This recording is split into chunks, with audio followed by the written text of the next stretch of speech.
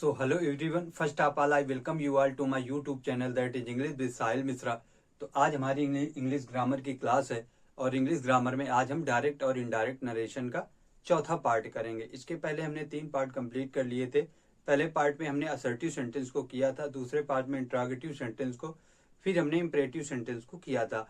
आज के पार्ट में ये बताना है कि इम्परेटिव सेंटेंस में अगर लेट आता है तो फिर हम उसे इनडायरेक्ट स्पीच में किस तरह से चेंज करते हैं। ठीक है, तो देखिए जब भी इम्परेटिव सेंटेंस में लेट आएगा तो जो लेट आता है वो 3 तरह की बातें शो करता है। या तो लेट वाले सेंटेंस से प्रपोजल का बोध होगा यानी किसी प्रस्ताव का बोध होगा, या फिर रिक्वेस्ट की जा रही होगी यानी प्रार्थना, और या फिर कमांड यानी ऑर्डर किया जा रहा होगा। ये 3 तरह की बातें लेट शो करता है। तो जब भी हम पहले देखते हैं जब लेट के द्वारा प्रपोजल का बोध हो तो फिर कैसे चेंज करते हैं। ठीक है, के साथ जर्नली अस भी दिया रहता है। ठीक है, सबसे पहले एग्जाम्पल देखते हैं।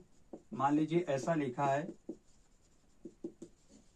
हरी said comma inverted comma let us go for a walk, let us go for a walk, इस तरीके से सेंटेंस दिया गया है। ठीक है, तो याद रखना जब भी कभी लेट वाला दिया होगा तो लेट के साथ अस भी दिया रहता है। ठीक है, रिपोर्टिंग वर्ब होगी, इसको प्रपोज्ड या फिर सजेस्टेड में चेंज कर देंगे। रिपोर्टिंग वर्ब को प्रपोज्ड या फिर सजेस्टेड में चेंज कर देंगे। और कनेक्टिव वर्ड यहाँ पे दैट आएगा। ठीक है, और इसको लेट को हटा देते हैं और इस अस को इसके सब्जेक्टिव केस के अकॉर्डिंग वी या फिर दे में चेंज कर देते हैं। ठीक है, और उसके बाद फिर शुड का यूज किया जाता है। जैसे देख लो, जैसे हरी, और यहाँ पे आप सजेस्टेड लगा सकते हो, सजेस्टेड या फिर प्रपोज्ड का यूज किया जाता है। तो हरी सजेस्टेड और फिर कनेक्टिव वर्ड क्या आएगा, दैट आएगा। ठीक है, अब मैंने बोला था अस को सब्जेक्ट के अकॉर्डिंग नॉमिनेटिव केस वी या दे में चेंज कर देते हैं। ठीक है, मान लीजिए यहाँ पे वी में चेंज कर दिया गया। अब इसके बाद किसका यूज किया जाएगा, शुड का। ठीक है, तो हरी सजेस्टेड दैट वी शुड, और फिर उसी तरह से लिख देंगे गो for a walk.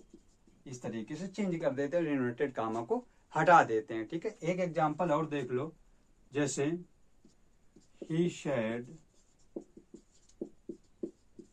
Let us work together, इस टाइप से मान लीजिए लिखा गया है, इन्वर्टेड कामा क्लोज कर देंगे। ठीक है, इसको चेंज करेंगे तो ही प्रपोज्ड या फिर सजेस्टेड में इसको चेंज करते हैं रिपोर्टिंग वर्ब को। कनेक्टिव वर्ड क्या आ जाएगा, दैट। ठीक है, अब मैंने कहा था इसको अस को सब्जेक्ट के अकॉर्डिंग नॉमिनेटिव केस में चेंज करेंगे वी या फिर दे में। ठीक है, तो ही प्रपोज्ड दैट वी, और फिर इसके बाद क्या आता है, शुड। ठीक है, अब इसी टाइप से लिख देंगे वी शुड वर्क टुगेदर। इस तरह से इन्वर्टेड कामा को हटा दिया जाएगा। ठीक है, तो याद रखना जब भी कभी लेट वाले सेंटेंस से प्रपोजल यानी प्रस्ताव का बोध किया जा रहा होगा तो लेट के साथ अस भी दिया रहता है। तो यहाँ पर रिपोर्टिंग वर्ब को सजेस्टेड या फिर प्रपोज्ड में चेंज कर दिया जाता है। इन्वर्टेड कामा को हटा करके कनेक्टिव वर्ड डेट लगाते हैं और फिर अस को सब्जेक्ट के अकॉर्डिंग वी या फिर दे में चेंज करते हैं और फिर उसके बाद शुड का यूज करके सेंटेंस को उसी टाइप से लिख देंगे। ठीक है, चलिए अब देखते हैं कि जब लेट वाले सेंटेंस से रिक्वेस्ट की जा रही हो तो फिर कैसे चेंज करेंगे। तो इसे एग्जाम्पल से समझते हैं। ठीक है, जैसे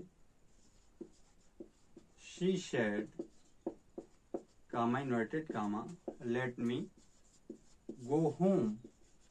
ठीक है, इन्वर्टेड कामा क्लोज।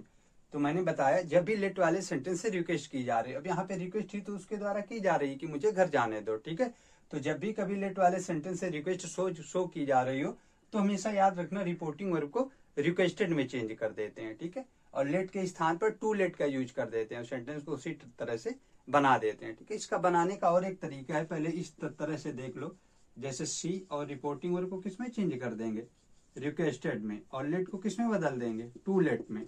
तो सी रिक्वेस्टेड टू लेट। ठीक है, अब मी यहाँ पे किसमें चेंज हो जाएगा, हर में। ठीक है, प्रोनाउन का चेंज तो करेंगे तो मी सब्जेक्ट के अकॉर्डिंग फर्स्ट पर्सन का प्रोनाउन है तो क्या हो जाएगा, हर हो जाएगा ऑब्जेक्टिव केस में। तो सी रिक्वेस्टेड टू लेट है गो होम, और इन्वर्टेड कामा हटा देंगे। ये इसका पहला तरीका है। अब इसका जो दूसरा तरीका है उसमें रिपोर्टिंग वर्ब को रिक्वेस्टेड में चेंज करते हैं और फिर यहाँ पे कनेक्टिव वर्ड आएगा दैट, और फिर सब्जेक्ट लिख करके माइट बी अलाउड टू का यूज करते हैं। ठीक है, जैसे देख लो सी, इसको सेंटेंस को दूसरे तरीके से भी बना सकते हैं, सी रिक्वेस्टेड। अब यहाँ पे कनेक्टिव वर्ड क्या आएगा, दैट। अब यहाँ पे ये मी सब्जेक्टिव केस में क्या हो जाएगा, सी, क्योंकि सब्जेक्ट इसका सी है। तो सी रिक्वेस्टेड दैट सी, अब यहाँ पे क्या लगाएंगे, माइट बी अलाउड, ठीक है, और बाकी सेंटेंस इसी तरह से लिख देंगे, माइट बी अलाउड और फिर गो होम, ऐसे बन जाएगा। तो इसको बनाने के दो तरीके हैं। पहला तरीका है रिक्वेस्टेड में चेंज कर दो रिपोर्टिंग वर्ब को और लेट की जगह पे टू लेट का यूज कर दो।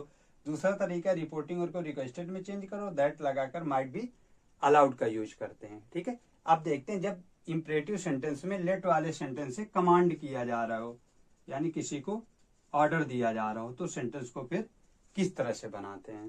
जब भी कभी लेट वाले सेंटेंस से ऑर्डर किया जा रहा हो तो हमेशा रिपोर्टिंग वर्ब को कमांडेड या फिर ऑर्डर्ड में चेंज करते हैं, ठीक है। लेट के स्थान पर डेट कनेक्टिव वर्ड लगाते हैं और फिर नाउन या प्रोनाउन को लिखने के बाद शुड का यूज किया जाता है, ठीक है। जैसे एग्जांपल देख लो, मान लो जैसे the teacher said, comma inverted comma, let the boy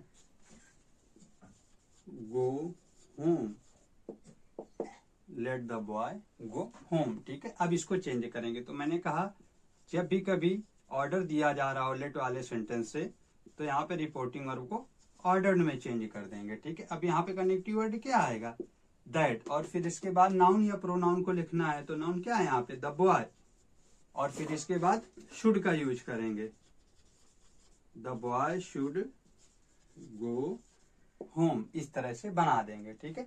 तो जब भी कभी लेट वाले सेंटेंस से ऑर्डर किया जा रहा हो तो रिपोर्टिंग वर्ब को ऑर्डर या फिर कमांड में चेंज करते हैं, कनेक्टिव वर्ड दैट लगाते हैं और नाउन या प्रोनाउन को लिखने के बाद फिर शुड का यूज किया जाता है, ठीक है। जैसे the teacher order that the boy should go home, इस टाइप से बनाते हैं, ठीक है।